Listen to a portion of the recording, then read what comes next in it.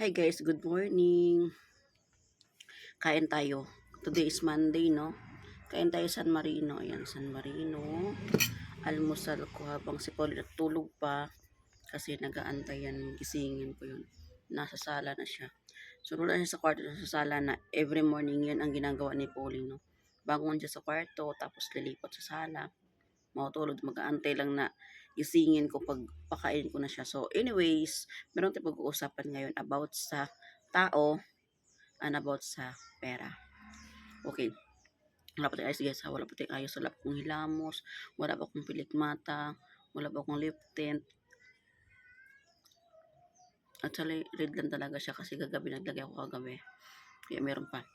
So, ang pag-uusapan ngayon about sa pera at saka tao.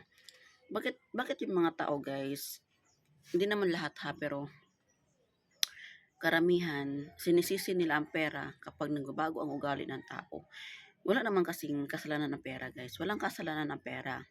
Ang may kasalanan doon yung tao. Kasi yung pera naman kasi guys, wala naman kasi yung utak. Walang utak na hindi na kayang kayang daktahan yung tao na magbago siya.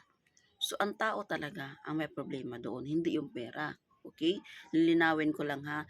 Hindi ang pera ang may kasalanan doon, kundi yung tao. Kasi bakit siya nagbabago na may pera na siya? Nung wala pa siyang pera, hindi siya ganon. Pero nagkapera na siya, nagkaganon na siya, nag-iba ng ugali. So, wala talaga sa pera yun. Nasa tao yun. Okay? Ang tao naman kasi guys, kasi ang tao kasi may utak. Ang pera wala. So, huwag niyo isisi sa pera. Kasi meron naman kasi tao na kahit mapera siya o wala, merong tao na walang pera, wala talaga as in wala, masama ugali, no? Masama ugali. Meron naman tao na kahit papera na, napakasimple lang, hindi masama ugali.